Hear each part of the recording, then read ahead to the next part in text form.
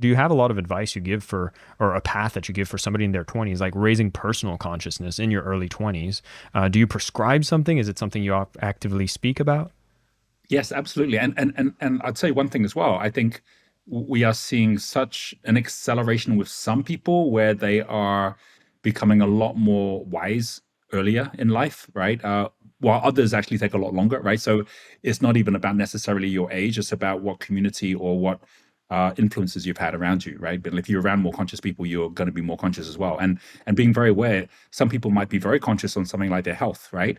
But not on relationships, right? Or they might be very conscious on relationships, but not on their financial literacy, etc. So this is something which also will be, like, different compared to the people you hang out with, and where they're more advanced in the way they're thinking as well. But if I was to just sum it up very, very briefly in terms of how these levels work, and the reason you can actually assess someone and test someone on these levels as well, is when we created the 9 levels, which we call the wealth spectrum, and then now it's used in the health spectrum, and it's also used in relationship spectrum, in all these different areas.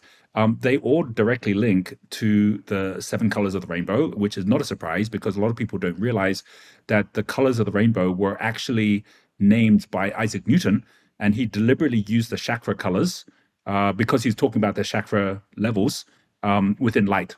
And we use 9 because below red there's infrared, and above violet there's ultraviolet. So there's a total of like 9 in the full spectrum. But what's very interesting is that there's a direct link between those different frequencies, which are levels of consciousness. And if you take something like Maslow's hierarchy of needs, which I think most people are aware that there are these hierarchies in terms of what humans need in a certain order, right? And there's basically 5 which link in here. The first one, physiological needs, like, when you're first starting, if you leave home and you got to make sure you got housing, you got to make sure you can eat, right? They're the basic things you're going to do first, no matter what. And that is very linked to the red level, right? What we call the survivor level. And what we're seeing in the world today is more and more people are going to the survival mode.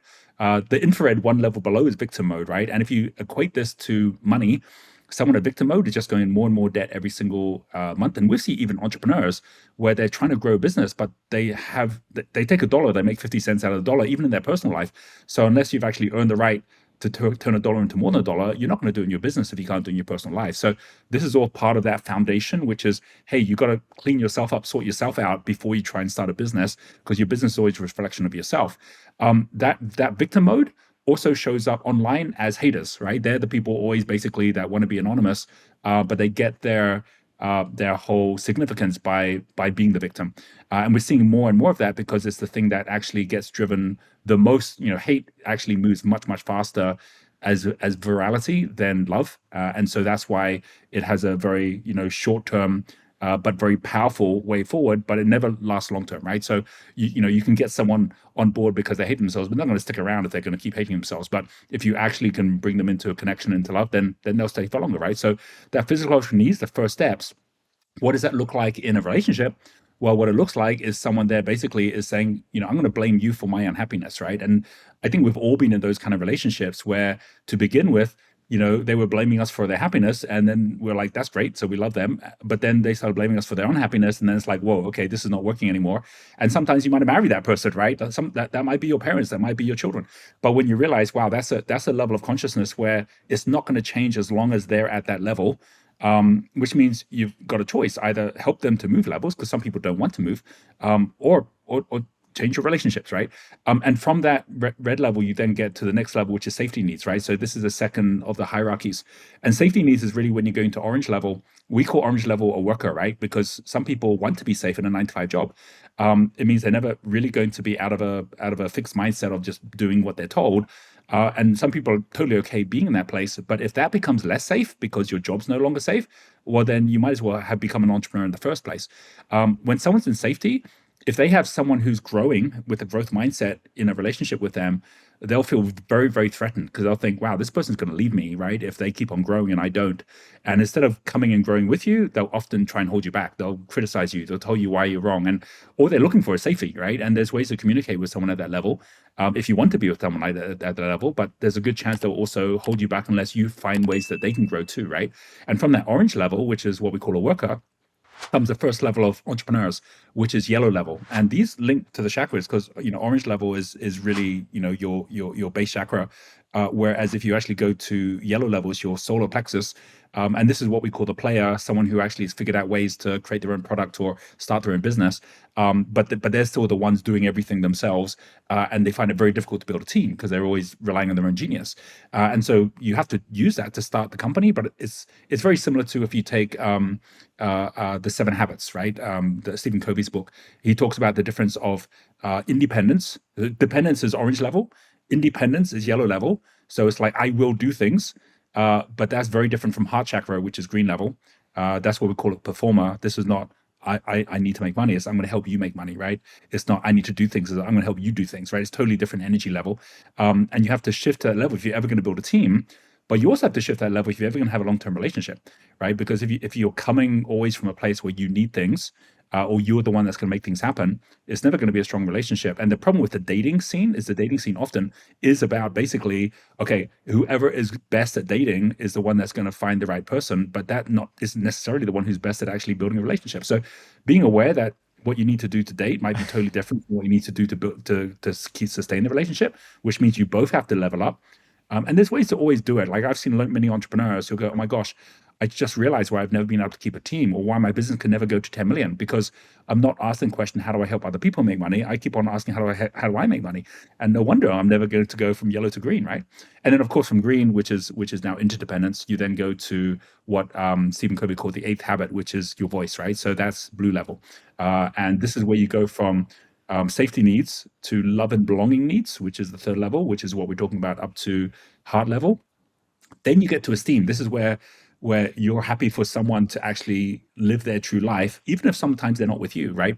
That's a whole experience of letting go, but it's a higher and deeper sense of love. And if you're like that with your customers, it's the difference of saying, okay, I'm gonna love my customer, but I don't want them to leave me, versus, hey, I'm gonna even recommend to my customer they go to my competition or they go to someone else because they're gonna get a better value through that because I love my customer more than I love my own business, right?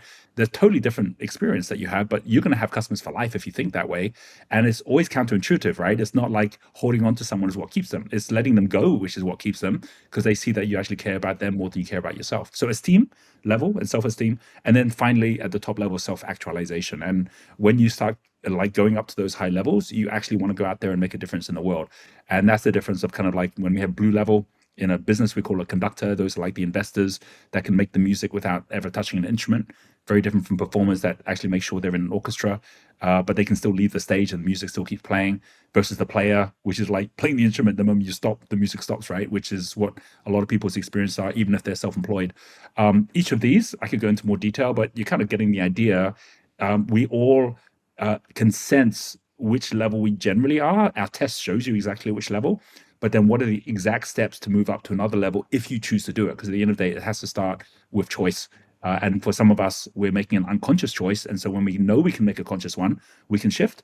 And a huge part of this is knowing that the community of people that are speaking a language at one level, they tend not to hang around people at the next level, which means you've got to physically change location, change connections and community to be able to actually lift to high level if you really are committed to doing that. So that's pretty much just a bit of a summary of the levels. And there's still the top ones I didn't even go into. And the top ones are very interesting because we have the foundation prism, which are the first three, infrared, red, and orange. We have the enterprise prism, which is where all the money flows in the world, which is the yellow, green, and blue. And then the top ones, which basically are the alchemy prism. This is where you get to the level of a trustee.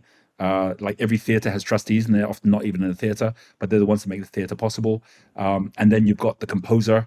That's now talking about like violet level, indigo level going to violet, and then the final one is the legend, right? And that's the one that actually is able to create a symbol for their time. People like Steve Jobs and Nelson Mandela. There's people out there right now being composers who are making the music by which we are able to then dance, right? And that's the likes of the Elon Musk and the Richard Bransons of the world that are saying, look, we've built so much trust in what we've developed, because that's what entrepreneurs are. They're basically dealers in trust. And if you have trust in the right way, then money comes back the other way, because money also is just trust, right? And so once you actually really get that, it's like, wow, then if I can really build my trust to a high level, I can earn the right to change the world. And that's what we're seeing now with entrepreneurs and with visionaries. And any one of us can do that if we are willing to earn the right and also take the ladder, not the trampoline, which always gets us back to the same place, but take the ladder step by step to go to high levels of consciousness as we go. Thank you so much for listening to the Selling with Love podcast. We have some previous episodes you can tune into right here. And if you prefer the short form content where you get to the point in under 10 minutes, we do have a ton of clips from our best episodes that are being shared on this channel as well. So pick which one supports you the most. And of course, thank you for liking, subscribing, and of course, selling with love.